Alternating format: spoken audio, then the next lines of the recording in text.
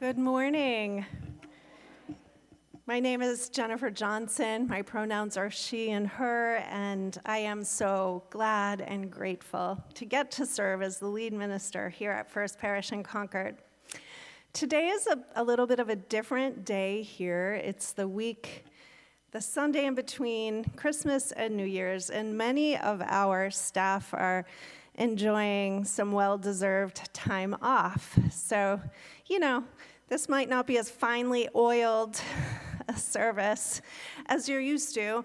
I am new, as most of you know, having just arrived in August, and I am still learning where all the light switches are. They're all over the sanctuary. So I appreciate your grace as we hold you in worship together and hold each other in worship. First Parish in Concord is a member of the Unitarian Universalist Association. We are a progressive spiritual community grounded in the values that center around love. This morning, as I mentioned, we have a reduced staffing, so there is no religious education program. There are toys in the parlor for children who want to play, but the service will not be streaming down there. There is also, there are some play packets in the rear of the sanctuary. If you need help with anything, you can see one of our ushers who can give you direction as to the restrooms, to the wiggle room, towards with help with assisted listening devices, and so forth. And do we have a member? I see Neil. Are you our... Neil is a member of our governing board, so if you were to have any questions about First Parish, you can see Neil after the service today. We do want to invite you immediately following the service. We do have coffee. We have coffee, so there will be a coffee hour in the parish hall. And if you prefer a more intimate space to reflect on the theme of worship, the Worship Reflection Circle will be gathering in the Brooks Room, also immediately following the service downstairs. First Parish in Concord is typically a very busy place, so for a full listing of upcoming events, please visit our website at firstparish.org. This morning, we are so fortunate to have two wonderful musicians returning to the First Parish Sanctuary, Eric Huneke and Nancy Ackerman. And I'm also so pleased to welcome to the pulpit our guest preacher, my friend and colleague, Shiloh Hoffman. Shiloh and I met as I was completing my seminary studies at Meadville Lombard Theological School, and Shiloh was starting off. And more recently, we served and worked together at First Parish in Bridgewater.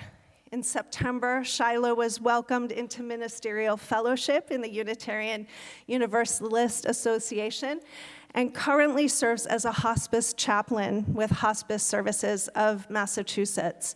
I'm pleased and honored to share the chancel with Shiloh this morning. So now let us rise in body or spirit for our opening hymn. It's number 350 in the gray hymnal, The Ceaseless Flow of Endless Time.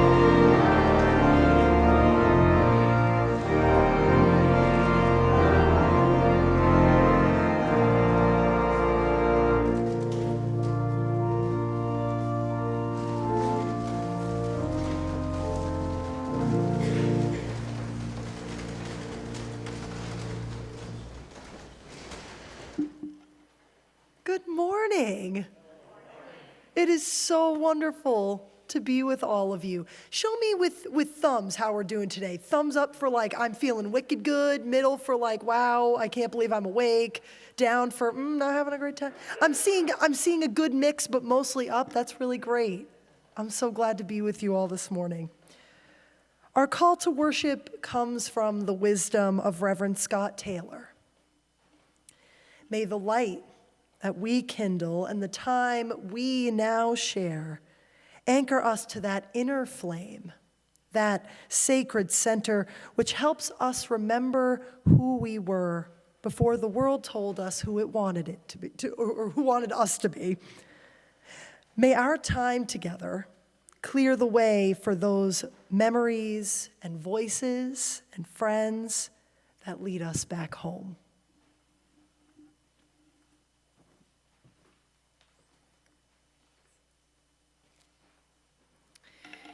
In our Unitarian Universalist tradition, whenever we gather to worship, we kindle a flaming chalice, the symbol of our faith. The light of the chalice calls us to be beacons of love, compassion, and hope in a beautiful and broken world.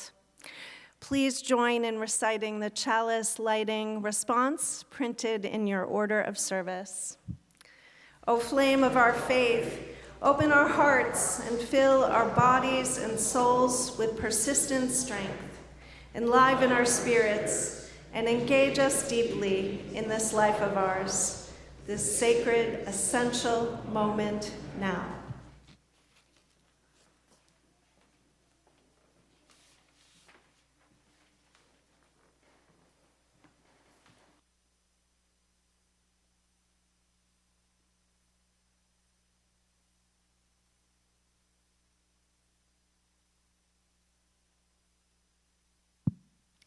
I mentioned a few moments ago, and you all already know, that we are in between the holidays of Christmas and New Year's. This is a time of winter holidays. We've also passed the solstice, which many who practice earth-based spirituality celebrate.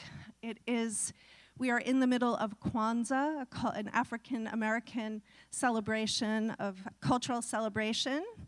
And we are in the midst of Hanukkah, the Jewish festival of lights. This morning, we want to just talk a little bit about Hanukkah. Most of you know that I grew up in a mixed household. I often say a confused household. We usually celebrated Christmas. We sometimes celebrated Hanukkah. Over the years, I did learn the blessings, and I learned the tradition of kindling the Hanukkah lights, and I learned a bit about the story behind Hanukkah. And I wanted to share that with you this morning and invite Dana Snyder Grant also to share this ritual with you by, in a few moments, sharing the blessings that are sung or chanted over the menorah during Hanukkah. So Hanukkah there's some stories behind Hanukkah. Do people here, anyone want to shout out what they know of those stories? A word or phrase? Oil. Maccabees. Oil and Maccabees, yeah, that's pretty much it. First, the story of the Maccabees, right? The sort of ragtag group of Jewish soldiers who resisted the occupation of the Syrian Hellenic forces back in the centuries leading up to the turn of the century into the new millennia, and they won, and that was a surprise. Some would say a miracle. But when they got to reclaim the temple, they discovered that the sacred oil that had been blessed by the priests of the temple had been destroyed. And the oil, they're meant to last for 8 nights, but the oil, they only had enough oil, blessed, sealed oil, to last for 1 night. So the first is the story of the Maccabees, the second is the story of the oil. And the miracle that's celebrated at Hanukkah is the miracle that 1 vial of oil lasted not the 1 night it was meant to, but for 8 whole days. So that's the miracle that's celebrated at Hanukkah. And this week I learned something new. I was thinking about Hanukkah. I subscribe to a site called, I think we're good? Okay. I subscribe to a site called My Jewish Learning that sends really interesting articles. If you're interested in learning about Judaism, I highly recommend it. And there was an article about the early rabbis' ambivalence about the story of the Maccabees. Their ambivalence about a holiday that celebrated a military victory, that celebrated power and strength and military triumph. And there were several reasons behind this. It turned out that the Maccabeans that went on to rule, had their issues. Power tends to corrupt. So they were concerned about the direction of the leaders. The temple had fallen again, and finally, the Roman Empire was firmly in place. And so there was concerns about celebrating this military triumph. And the rabbis decided that they were going to shift the orientation of the celebration of Hanukkah. Instead of just eliminating it, they decided to shift the focus to this story of the oil and to place the emphasis on celebrating God and God's will in the world and the miracle of light that they ascribed to their God. So that's how Hanukkah turned from a sort of celebration of a military victory into a festival of miraculous light in a time of darkness. And I wanted to share that especially this year because we're in a world at war. We're in complicated times, and there are strife and concerns of all people across the globe and for the Jewish people at this time. And so there may be ambivalence in some of our hearts about the celebration of Hanukkah. But what the lesson I take away from the rabbis shifting the focus of the Hanukkah celebration, given the context of the time when they were writing down the practices and blessings and teachings of Judaism, the lesson I want to take is that we get to do that too. We get to think about what is the meaning of this ritual, what is the meaning of this tradition in our lives right now, in the 21st century, in times of strife, in times of corruption, in times of fear and violence and worry, and yet a time when we still welcome and celebrate and make light together. So I want to invite you, because that's what we Unitarian Universalists do. We invite one another to think about the meaning and shape that meaning for ourselves and one another. So that's my invitation. We're not going to light the menorah today, and there's a reason for that. The menorah is lit after sundown, not at 10:15 in the morning. But we can get the menorah ready to light. And I want to thank Dana Snyder-Grant for bringing in one of her menorahs to share with us, and candles. So as you can see, there's a center pillar for the candle that's known as the shamash, or the helper candle, and that's the candle that's used to light all the others. And then there's 4 places on either side. In the Jewish tradition, we place the candles from right to left, the way that Hebrew text is read. And then when they are lit, they do get lit from left to right. But I'm going to place the shamash, and then we're on the 6th, tonight will be the 6th night of Hanukkah. So as we're getting ready, I'm going to place 6 candles. This year, Hanukkah started after sundown on Christmas.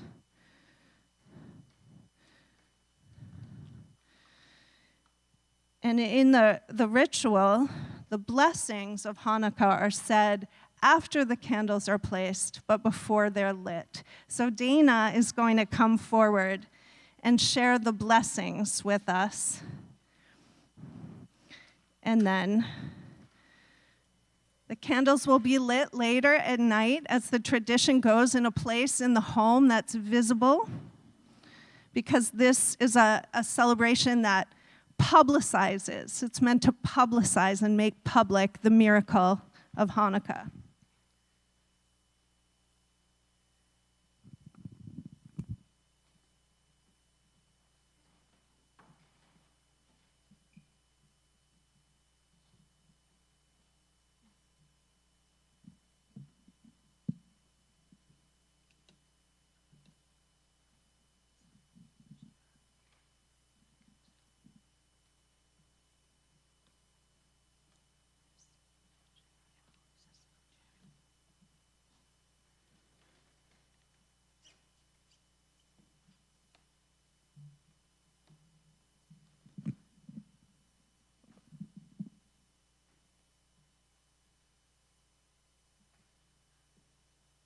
Hi.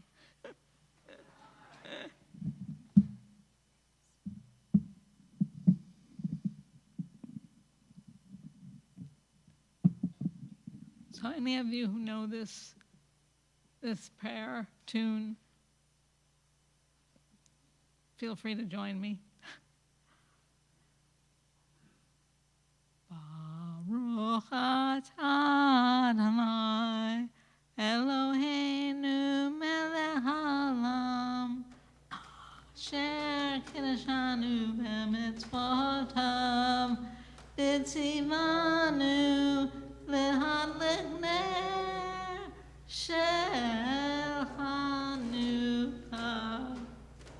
And I like to say we're sort of basically thanking whomever, wherever, whatever for having us light the Hanukkah lights.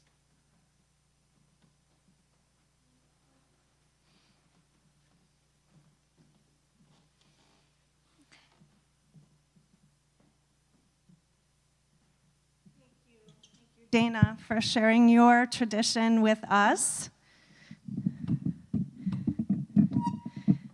And in our Unitarian Universalist tradition, we invite all of us to take lessons from the religions and diverse traditions that we bring into our shared space. Thank you.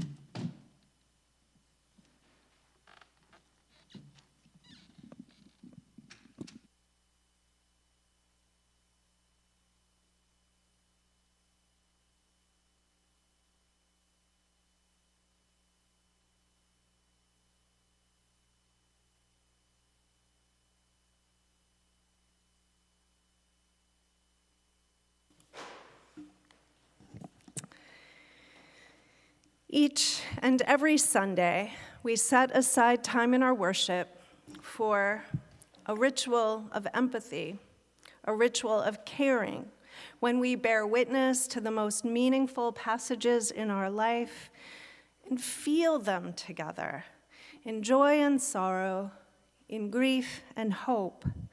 In this way, we deepen the wellspring of compassion in our hearts, that we may meet each other and those in our wider world in a spirit of love and care. On this Sunday, we hold in our care Anne Fortier, who is scheduled to have a knee replacement surgery this Monday. We wish her the very best for her procedure and her recovery. We extend our love and sympathy to Mark Russell Pryor, whose aunt and godmother, Audrey Michaud, passed away peacefully at the age of 87 in hospice care on Friday morning after a 3-year struggle with dementia. Abby and Mark and the rest of their family will miss her greatly, but they are left with many, many happy memories. Into this space made meaningful by our presence, I invite each and all of you to share the names and sacred concerns that you are holding today. If you are joining online, you may do that by typing your sacred concerns into the chat. or saying them aloud in the space that you are in.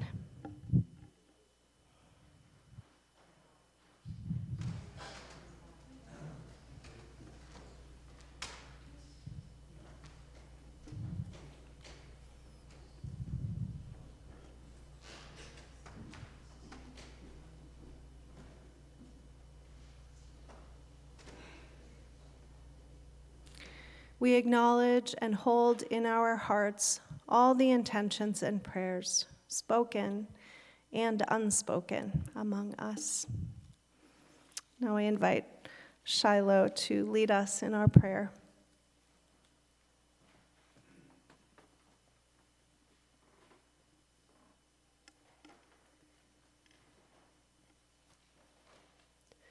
Beloveds, let us enter into a time of prayer. This morning, at the precipice of a new year, let's come home to our center with a body prayer. So you are invited to rise, if you like, in body or spirit. It's okay if you're the only one standing. If you feel like standing, it's more than fine. If not, it's okay. And I'll say the prayer, and I'm going to show you hand movements that go along with the prayer. And please adapt your movements, your kind of mirroring of me, to whatever feels right for your body today. And we'll do this 3 times through. So we'll do it once for me to show you, and then once through with words, and then once through just with movements. And I'm going to try not to slap the microphone. Holy One, may your love be in my head and my heart. May your love be in my actions. May your love be in all I say and do. Amen. Well done. Let's do it a couple more times together. Holy One, may your love be in my head and heart.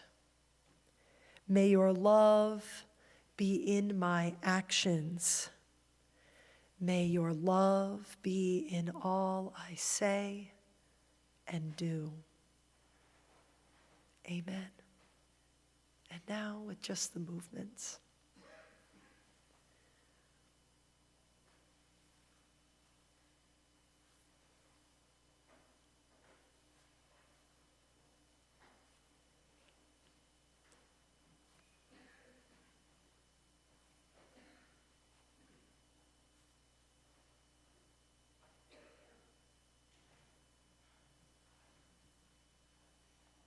Amen. Please feel free to sit if you are standing and take a moment to be still as we let the prayer settle in and around us. Breathe. Easy breathing.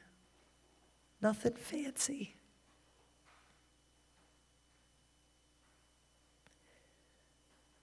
Take a moment in your breath in or out and greet your center, your core, the accumulation of your life's experiences.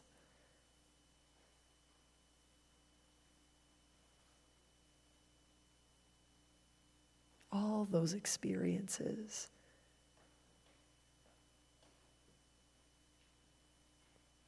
Everyone that made you who you are today. And as we enter into a time of silence, move love into the parts of you from your past, and move love into who you are today in this present moment.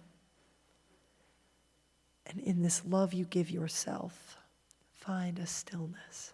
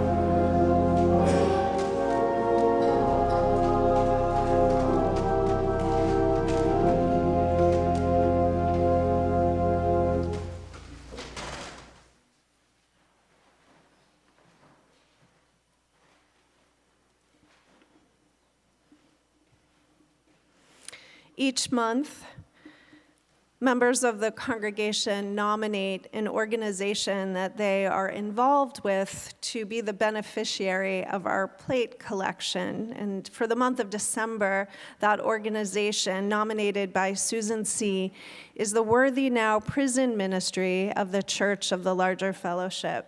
The Church of the Larger Fellowship is the largest Unitarian Universalist congregation in the denomination. It is a church without walls. They gather online. They gather through Zoom. They gather in prison cells across the country. One of the biggest constituency of the Church of the Larger Fellowship is their incarcerated members who have found Unitarian Universalism and the Church of the Larger Fellowship through word of mouth. I had the great privilege of serving as a learning fellow for the Worthy Now Prison Ministry, and I saw firsthand how transformative and life-saving our faith can be for people of progressive religious values on the inside. And what's so remarkable to me is the deepening of faith that can happen even when people are only ever able to communicate through correspondence, through newsletters and letter writing and correspondence courses. And a couple of weeks ago, Susan C. spoke so powerfully to her own experience as a pen pal in the Worthy Now Prison Ministry program. The program is completely sustained by the contributions of generous Unitarian Universalists across the country and across the globe. And so at this time, I invite you to give as generously as you are able to support this vital, life-saving, transformative ministry. The morning's offering will now be generously given and most gratefully received.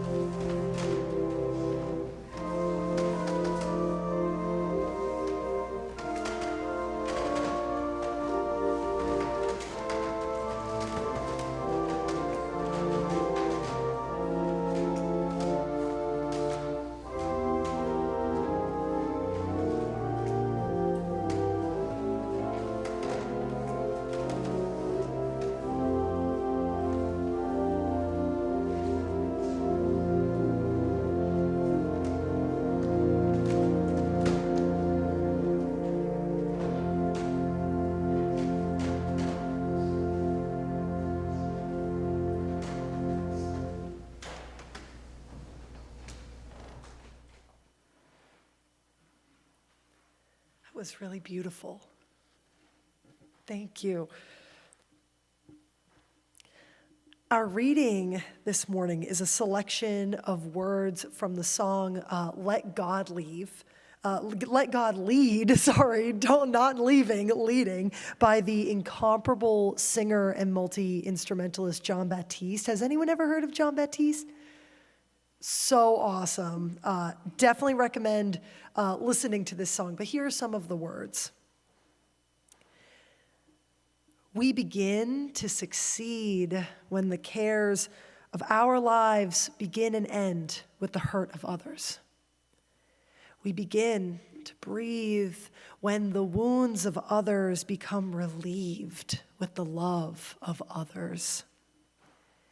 He who looks around to find who's in need has made the best investment as a human being. You know that he who looks around to find who's in need has made the best investment in his legacy. I say that love will never force. Love will never quit. Love ain't never lose, and love ain't never miss. Of all things lasted, here remains only 3. Money can't buy, only these will succeed. Faith, hope, and love, but the greatest of these is love. So here's a formula for a real hard situation. Just like God, and let love lead the way.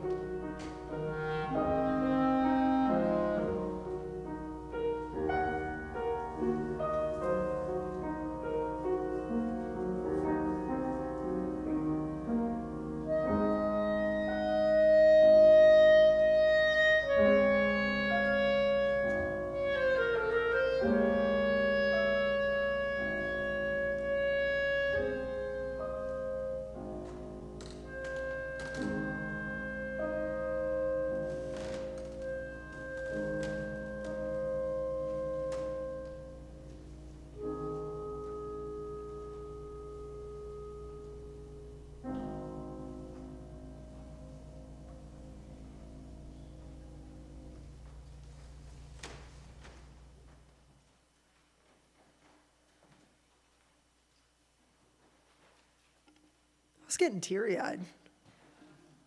That was incredible. Thank you both so much. It's a Brahms kind of morning. Yes. We've arrived here again, beloveds, at the threshold of a new year, of a holy time, of Hanukkah.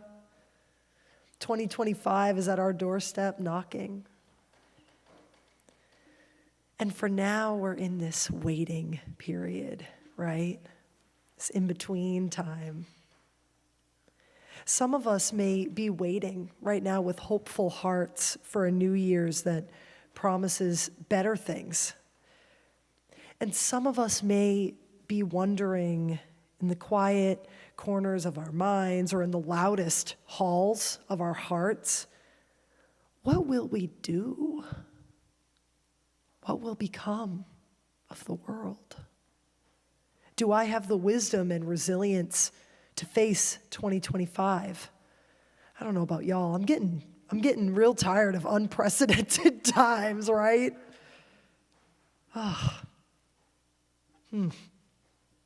And while we question and wonder, we wait. Feeling impatient. Waiting can feel torturous. Sometimes it's simpler to default to easy answers about what's to come and bypass the waiting. Is anyone else feeling that way? I'm feeling that some sort of way about that this time of year. There are many in this world who are well acquainted with the reality of waiting, of not knowing. Over the past few months, I've gotten to know many of these incredible people through my job as a hospice chaplain. One patient in particular shared wisdom with me that I'd like to pass on to you as we look inward and outward towards a new year. I asked this individual if I could share their wisdom with others from the pulpit, and they were characteristically very delighted and granted me permission. They were like, my words from a pulpit. Whew. But first, I can't tell this story without a couple of friends.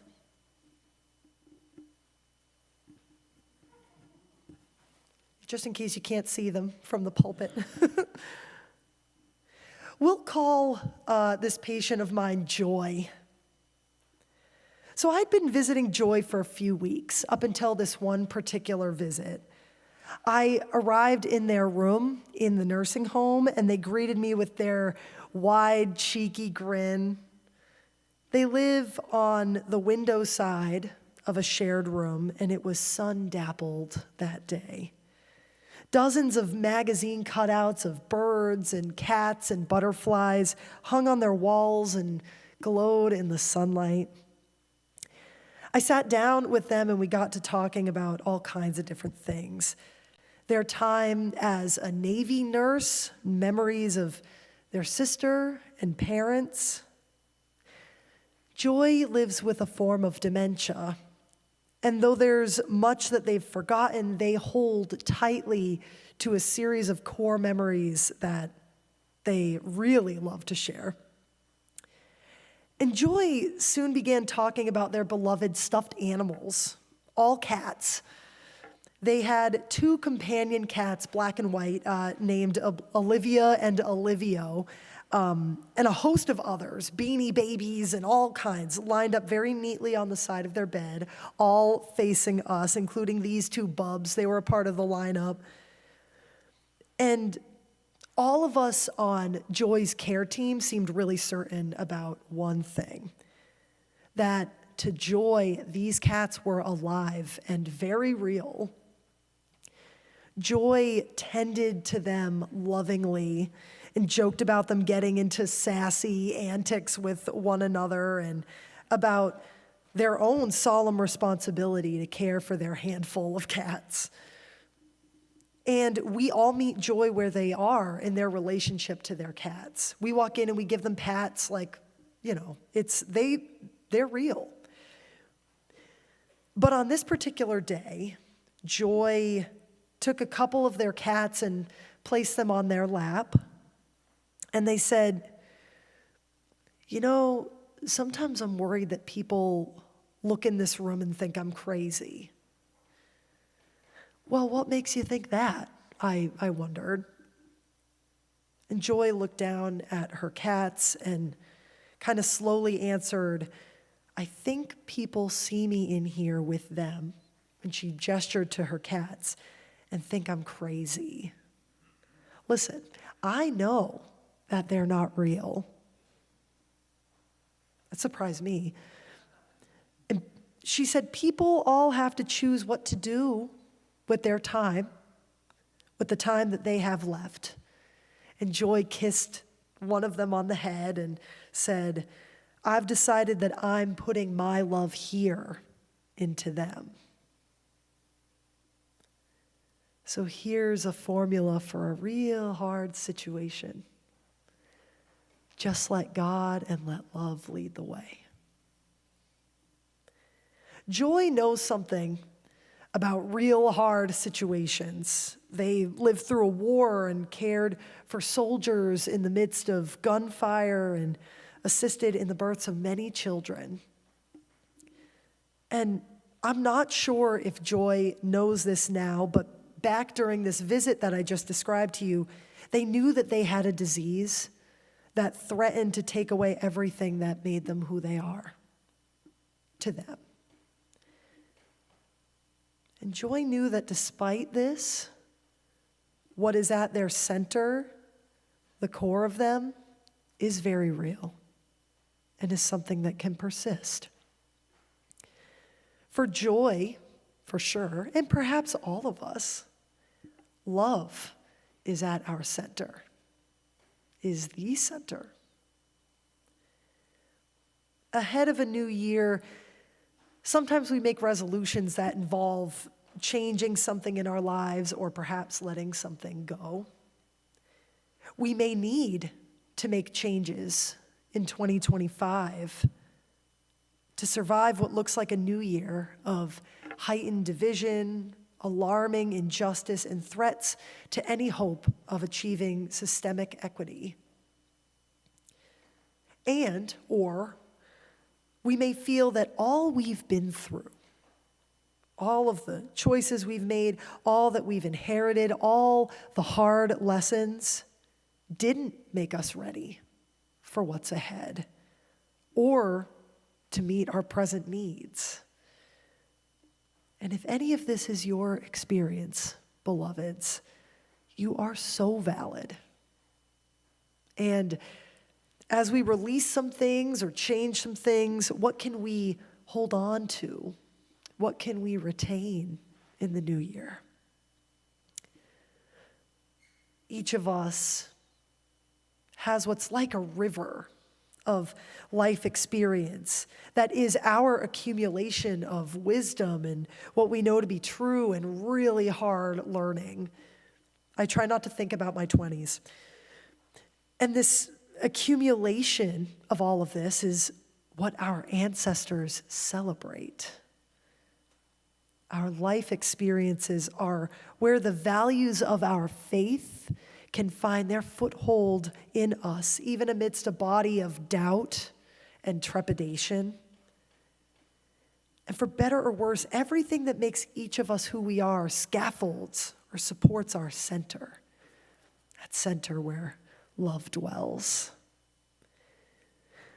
Joy teaches, both joy as an emotion and joy as a person, I guess.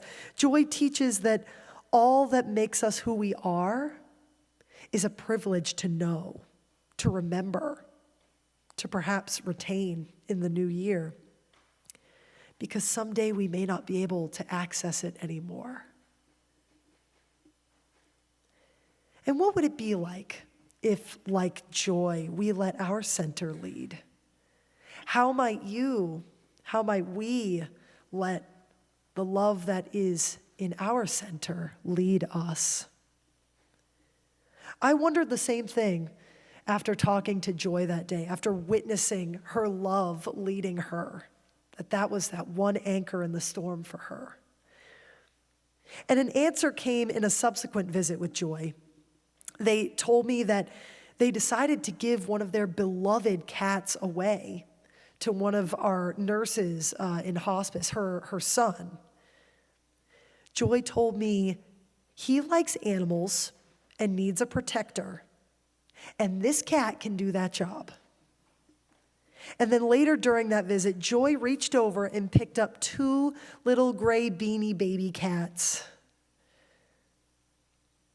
And she said, "I trust you, Shiloh, and I would like to give these cats to you. It's their time to go. Would you like to take them?" And I told Joy that this meant the world and that I didn't feel comfortable just taking them, but I would pay it forward and foster the cats until I encountered someone who needed them, in the way that the hospice nurse's son needed that cat to be a protector. And Joy wholeheartedly agreed to this offer. And she was like, "Yeah, that's definitely what I was thinking in the background. Definitely pay it forward." Later, just as an aside, later I showed Joy pictures of these guys with my cats who kind of adopted them, and she didn't remember them anymore. And even so, Joy's love, that holy anchor, that unconditional thing, persists in her and in them, even if she doesn't remember. So if you know someone who could use a couple of companions, you just let me know. So letting love guide us in the new year doesn't have to look big. It doesn't have to have a large-scale impact and doesn't need an audience. Each of us has such a potent and powerful center. I can feel it in the room right now, your love. And I think that maybe letting love lead might be deciding to say yes to an invitation to love. So are you ready to accept that invitation? So here's a challenge for you, in case you don't have enough of those.